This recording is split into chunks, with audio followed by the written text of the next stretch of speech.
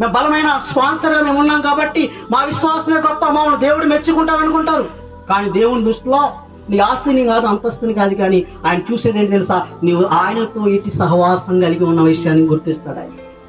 ఆయనతో నీ నడవడికి ఎలా ఉన్నది, ఆయన మాట నువ్వు ఎలా వింటున్నావు, ఆయన చిత్తాన్ని నెరవేర్చే వాడుకుంటున్నావా, ఆయన చిత్తాన్ని తప్పి తప్పుడు మార్గంలో నడిచే వాడుకుంటున్నావా, ఎలాగున్నదని ఆయన ఏం చేస్తారంటే హృదయాలను పరిశీలిస్తారంట. ఆయన హృదయాలను పరిశీలిస్తారంట.